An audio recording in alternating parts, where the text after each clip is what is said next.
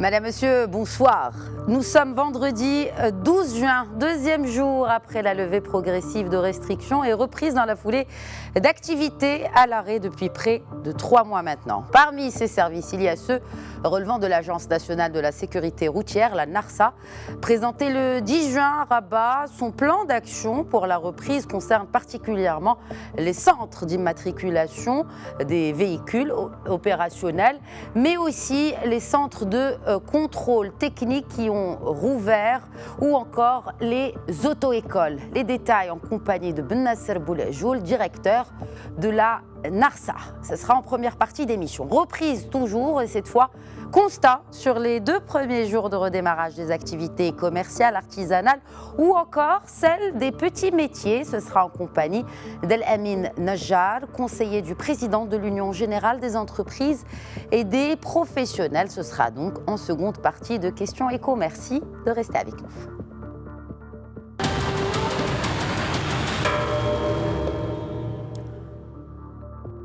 Quelle reprise pour les services de la NARSA en stand-by et le portail mis en place pour la prise de rendez-vous, c'est un sujet signé Al Benani. Près de 850 000 véhicules en attente de contrôle technique et plus de 250 000 citoyens attendant leur carte grise ou leur permis de conduire. Telle est la longue file d'attente provoquée par le coronavirus. Fermés depuis le début du confinement en mars dernier, les centres de contrôle technique et d'immatriculation ont finalement réouvert ce vendredi 12 juin. Idem pour les auto-écoles.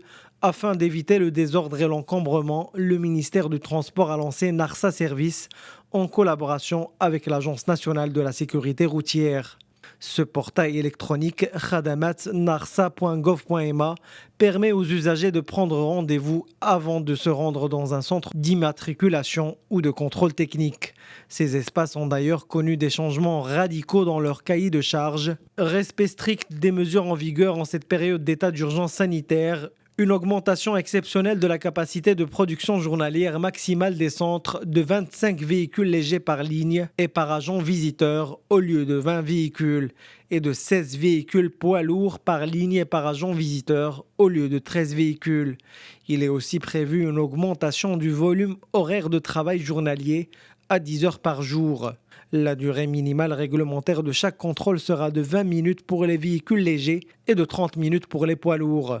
Par ailleurs, les PV de contrôle technique des véhicules légers ayant atteint l'âge de 5 ans entre le 18 mars et le 10 juin 2020 ont une validité d'1 année à partir de la date correspondant à l'âge de 5 ans. Enfin, les délais de contrôle technique complémentaire des véhicules en retard ayant passé un contrôle technique déclaré défavorable avant le 19 mars 2020 seront prolongés d'1 mois après la date de reprise d'activité.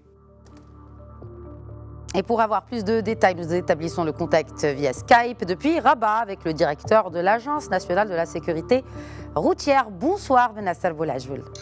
Bonsoir, madame. Alors, avant de parler peut-être de la prise de rendez-vous, quid des cartes grises périmées ? Alors, il n'y a pas de carte grise périmée. Donc, on peut avoir une durée de validité qui est expirée. Voilà, dont la durée de validité est expirée. Voilà. Donc, la durée de validité, mais c'est-à-dire tenant compte de ce contexte que nous vivons ensemble dans notre pays de coronavirus. Donc, il était tout à fait normal de prendre un certain nombre de mesures pour prolonger la durée de validité de ces documents. Ça ne concerne pas uniquement les cartes grises, mais ça concerne aussi les permis de conduire. Et dès cet événement malheureusement, que tout le monde vit actuellement, donc nous étions obligés de prolonger cette durée jusqu'à une date ultérieure. Donc, il y avait un communiqué qui a été publié dès le 17 mars. Et qui a prolongé cette durée de validité pour l'ensemble des documents pour éviter à ce que les citoyens se rendent au centre d'immatriculation, c'est-à-dire nos services extérieurs. Alors maintenant, on prépare la reprise et bien sûr, comme il a été évoqué dans le reportage, en fait, on a plus que 250 000, c'est le double, c'est 550 000 documents électroniques à remettre aux citoyens. Donc, c'est énorme comme document à remettre. Et il est tout à fait normal que quels que soient les moyens que nous pouvons mobiliser, on ne pourra pas remettre ces documents à l'ensemble des populations concernées. Donc, ce qu'on a fait, on a prolongé aussi d'un mois la durée de validité des documents qui ont été expirés, soit durant la période de confinement ou bien à partir de lundi 15 juin. Et ce qu'on demande, il y a d'ailleurs un communiqué qui a été envoyé, c'est-à-dire pour informer les citoyens. Mais en attendant, c'est-à-dire on a demandé aux citoyens de prendre rendez-vous pour qu'ils puissent prendre leurs documents d'ici cette date, c'est-à-dire le 15 juillet. On a fait nos estimations, c'est-à-dire que nous pouvons que nous pourrons distribuer ce document d'ici là, mais on va faire également des campagnes durant les jours notamment les samedis, pour ne faire que la distribution de ces documents, donc les samedis, pas ce samedi-là, mais le samedi d'après. Donc on va commencer à faire des campagnes de distribution de ce document pour qu'on puisse liquider le maximum de documents d'ici la période de 15 juin. Voilà, c'est pour la partie permis de conduire et carte grise. Donc les gens, je saisis cette occasion pour que les citoyens restent chez eux, c'est-à-dire qu'ils prennent rendez-vous, donc qu'ils prennent l'initiative de prendre un rendez-vous au service de l'ANARSA, c'est-à-dire les centres immatriculateurs. Et je saisis cette occasion aussi pour insister sur un point fondamental. Dorénavant, il n'y aura pas moyen d'aller rendre visite ou bien de se présenter à un centre immatriculateur si on n'a pas pris de rendez-vous. Donc on veut s'organiser davantage et on veut servir le citoyen dans de bonnes conditions. Et pour le faire, il n'y a pas moyen qu'un système de rendez-vous à mettre en place, et c'est ce qu'on a fait. Alors il est opérationnel, il marche. Alors la base de données elle a été déployée, elle a été testée ce soir. Donc à partir de ce soir, ils pourront justement prendre le rendez-vous. Très bien. Mais au niveau de l'application, donc c'est une application qui est très facile. Donc nous estimons que dans un premier pas, donc c'est de commencer avec le minimum d'informations. Bien sûr, un certain nombre d'informations qui sont nécessaires pour qu'on puisse éviter, c'est-à-dire une prise, désordonnée de ces rendez-vous, parce qu'il peut y avoir des gens qui vont prendre des rendez-vous et qui ne vont pas se présenter. Donc les informations demandées correspondent aux besoins, parce que on délivre des permis de conduire, on délivre des cartes grises, on fait des mutations de véhicules, on fait des duplicata de permis de conduire.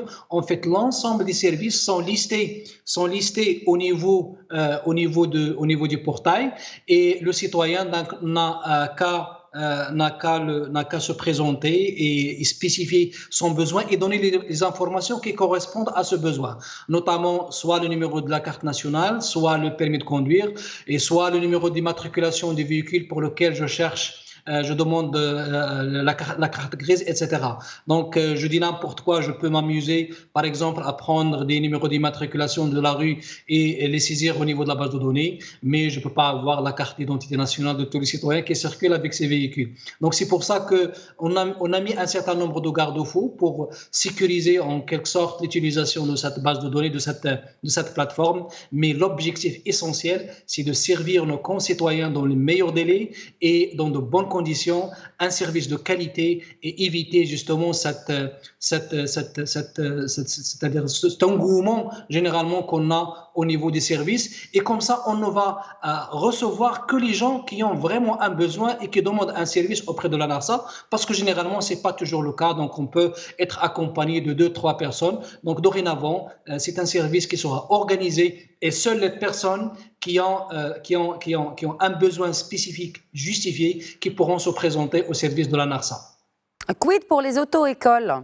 4000 que compte le Royaume. Les auto-écoles, les instituts d'enseignement de conduite. Alors, les auto-écoles, en fait, ils ont déjà le système de rendez-vous qui est mis en place depuis quelques années, notamment au niveau, c'est-à-dire dans la saisie en ligne. Donc, aujourd'hui, les auto-écoles, ils saisissent les dossiers de l'ensemble des candidats au permis de conduire en ligne, et il y a le système de rendez-vous qui est déjà préétabli pour les candidats au permis de conduire. C'est-à-dire le candidat, une fois qu'il y a un délai également à respecter au niveau de la formation, et une fois que ce délai est, c'est-à-dire il il est expiré, donc il postule, il demande un rendez-vous et donc selon la disponibilité au niveau des services immatriculateurs, donc on lui donne un rendez-vous pour passer l'examen théorique et une fois qu'il réussisse l'examen théorique, donc il passe à l'examen pratique.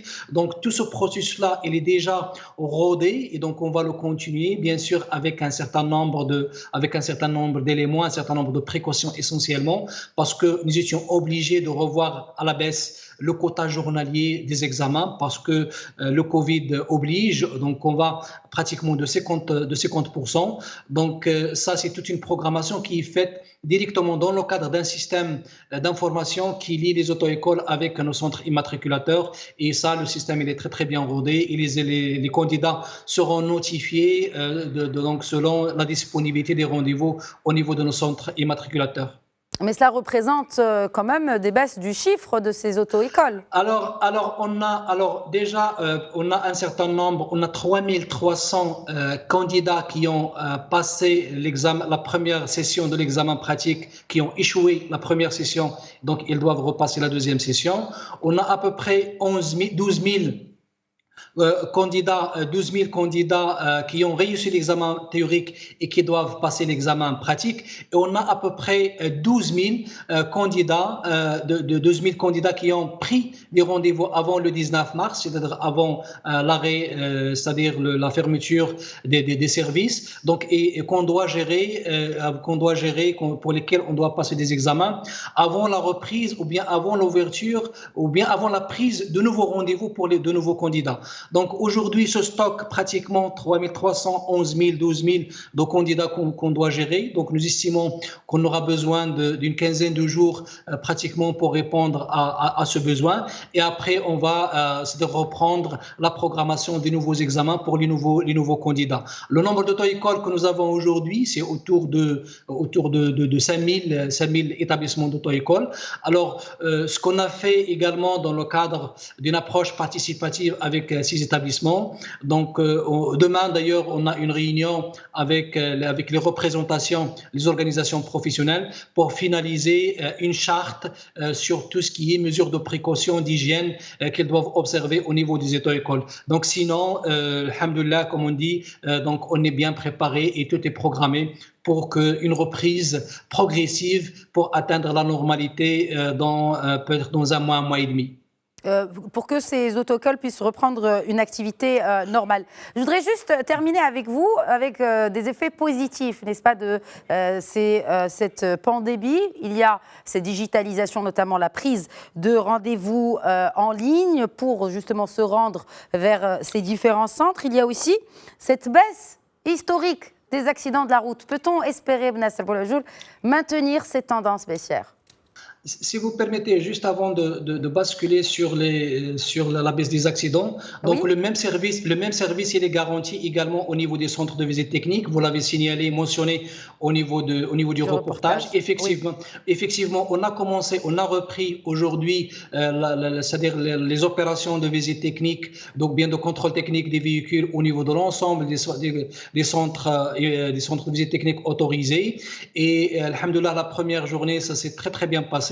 Également là, on a mis en place un système de rendez-vous, c'est-à-dire les gens qui veulent passer leur visite technique, donc ils ont deux possibilités et ça a été très très bien expliqué au niveau d'un document qui est d'une capsule qui est diffusée sur les différentes chaînes TV et radio. Donc ils ont deux possibilités, soit prendre un rendez-vous directement avec le centre de visite technique de leur choix, ou bien passer via la plateforme. Alors via la plateforme, il est destiné essentiellement pour le moment pour c'est-à-dire les particuliers, mais pour les véhicules légers, c'est-à-dire les citoyens normaux qui ont leur voiture de tourisme et pour lesquels ils veulent passer des visites techniques. Donc, ils peuvent utiliser, selon un quota qui est défini en commun accord avec les professionnels, prendre également leur rendez-vous à travers cette plateforme. Et là, ils peuvent choisir la date, l'heure, ils peuvent choisir également même le centre. Et ils ont une visibilité sur l'ensemble des centres qui sont agréés par notre ministère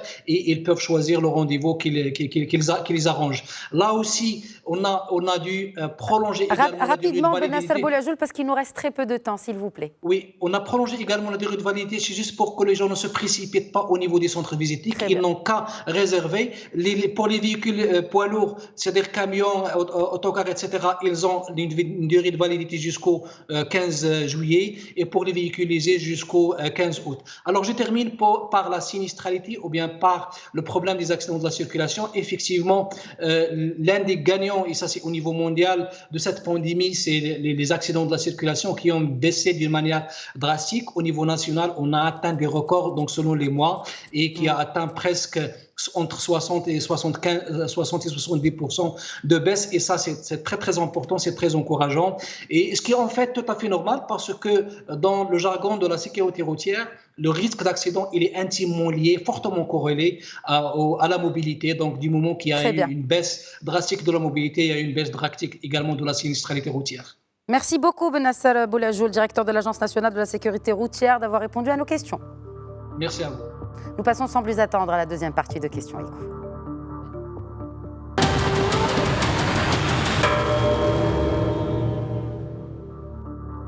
Et tout d'abord, Ala Benani revient sur les mesures sanitaires mises en place par le ministère de l'Industrie et du Commerce pour une reprise des activités en toute sécurité. Regardez. Le gouvernement veille au grain pour le respect des mesures de prévention. Le ministère de l'Industrie et du Commerce vient ainsi de mettre à la disposition des commerçants et des industriels un kit de communication sur ces mesures de prévention sanitaire.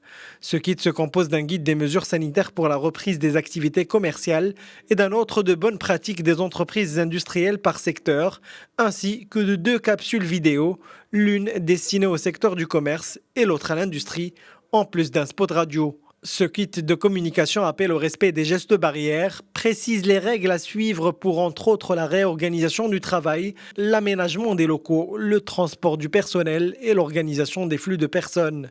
Le kit, disponible sur le site du ministère et ses comptes sur les réseaux sociaux, intervient suite à l'élaboration avec le ministère du Travail et de l'Insertion professionnelle d'un protocole pour la gestion du risque de contamination au Covid-19 dans les lieux de travail, dictant les mesures préventives que chaque employeur est invité à mettre en œuvre. Pour rappel, une bonne partie du tissu industriel a repris ses activités au lendemain de Eid al-Fitr suite à l'appel du ministère de l'Économie et des Finances. Avec le déconfinement progressif entamé depuis mercredi dernier, la reprise totale des activités économiques se profile à l'horizon. Il est à noter que chaque jour de confinement a coûté 1 milliard de dirhams à l'État. 1 milliard de dirhams à l'État, combien a-t-il coûté aux toutes petites entreprises et autres business? Pour y répondre, nous joignons depuis Casablanca Amin Najjar, conseiller du président de l'Union générale des entreprises et des professions, l'UGEP. Bonsoir Amin Najjar. Bonsoir.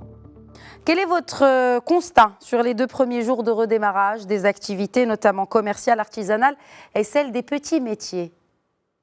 Nous allons commencer par les villes de la zone 2.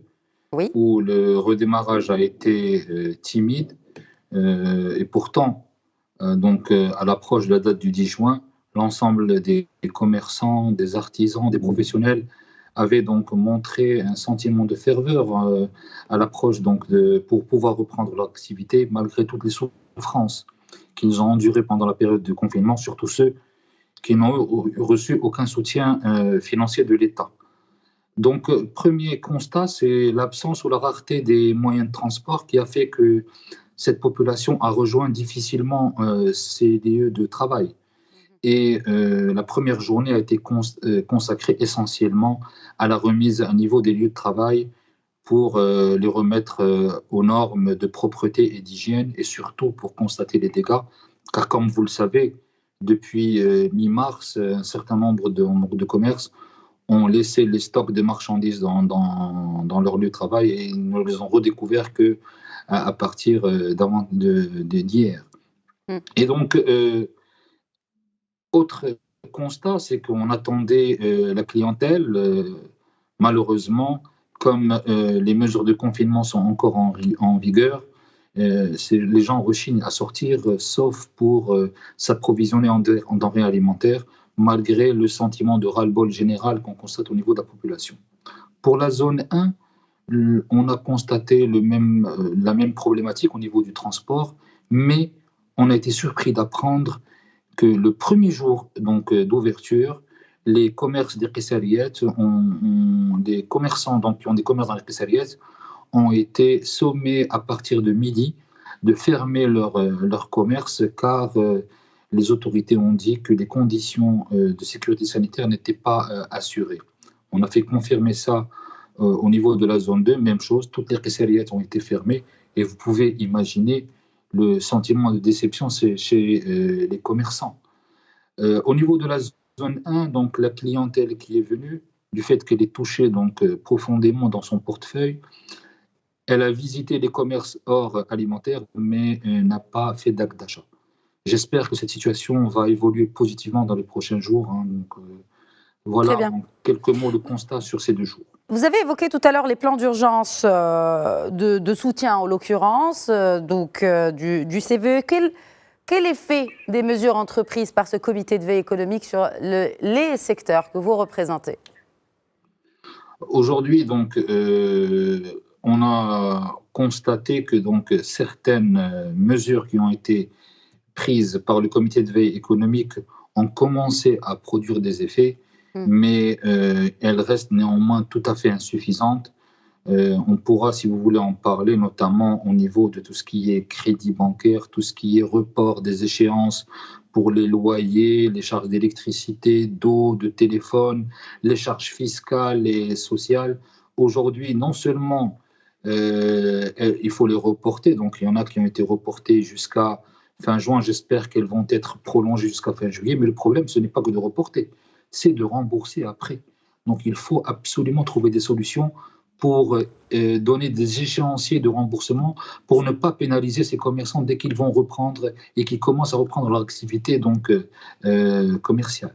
C'est précisément cela, Amin Nejjar. Le 30 mai dernier, votre organisation a tenu une rencontre à distance avec le chef du gouvernement, mais également avec le ministre de l'Industrie, du Commerce, de l'Économie verte et numérique, autour de cette situation économique critique des entreprises, mais aussi des professionnels touchés de plein fouet par les effets de cette crise. Quels sont les moyens de relance économique que vous avez mis sur la table et qu'est-ce qui a été acquis depuis ?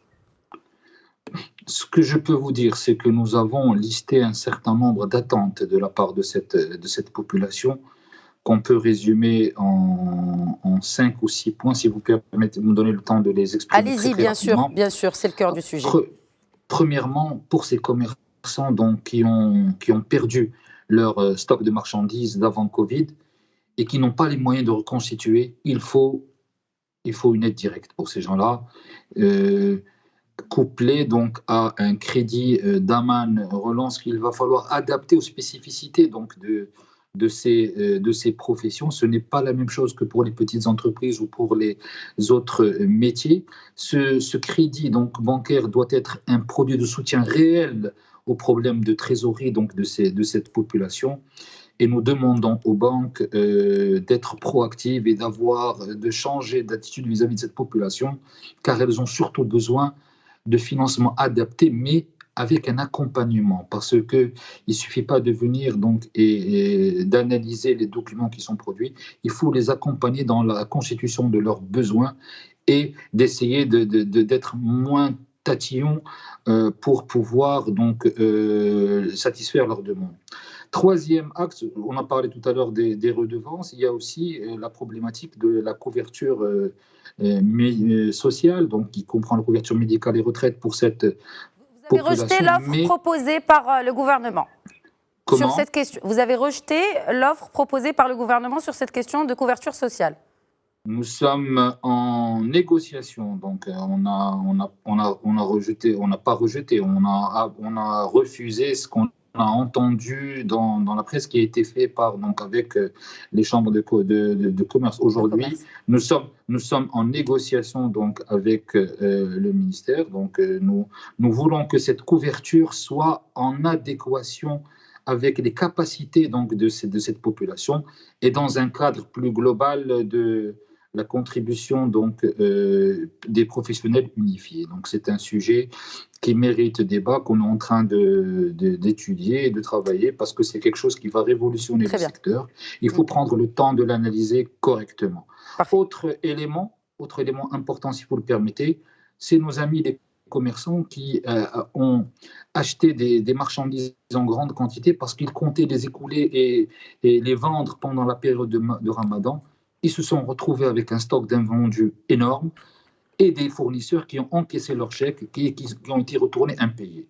Et comme vous le savez, pour lever les incidents de paiement, ces commerçants doivent payer, non seulement rembourser ces fournisseurs, mais doivent payer en plus des pénalités. Nous demandons à l'État de faire un geste donc, avec le secteur bancaire pour trouver une solution à ces problématiques de pénalité. En fait, si on Dernier point rapidement, en 30 secondes, voilà. C'est ce qui nous reste dans l'émission. Il faut un plan d'urgence donc, pour le secteur du commerce, du tourisme, de l'artisanat, mais il faut aussi une stratégie volontaire et concertée avec les partenaires professionnels associés pour lutter efficacement contre le secteur de l'informel, car c'est ce qui va permettre donc un redémarrage et une croissance logique de ce secteur. Merci beaucoup Al-Amin Najjar, conseiller du président de l'Union générale des entreprises et des professions, d'avoir répondu à nos questions. Merci à vous.